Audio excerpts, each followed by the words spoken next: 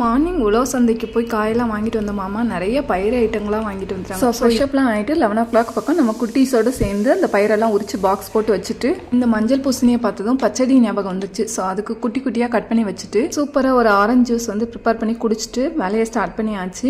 இப்போ கடாயில் வந்துட்டு எண்ணெய் விட்டு அதில் கொஞ்சமாக கடுகு உளுத்தம் பருப்பு தாளித்து நம்மளோட பூசணிக்காய், அதோட ஒரு பல்லாரி வெங்காயம், ஒரு பச்சை மிளகாய், தேவையான உப்பு இதையெல்லாம் போட்டு நல்லா வதக்கி விட்டு கொஞ்சமாக மஞ்சள் தூள், 1 ஸ்பூன் தனியாத்தூள், 1/2 ஸ்பூன் மிளகாய்த்தூள், கொஞ்சமாக ஜீரகத்தூள் இதெல்லாம் சேர்த்து நல்லா வதக்கி கொஞ்சமாக கருவேப்பிலையும் ஆட் பண்ணிக்கலாம். நல்லா வதங்கினதுக்கு அப்புறமேட்டி கெட்டியாக கரைச்சி வச்சுருக்க புளி தேவையான அளவு தண்ணி ஆட் பண்ணிக்கலாம். பூசணிக்காய் ஈஸியாக வெந்துடும், தண்ணி அளவாக ஆட் பண்ணால் போதும். ஸோ பூசணிக்காய் நல்லா வெந்துடுச்சு.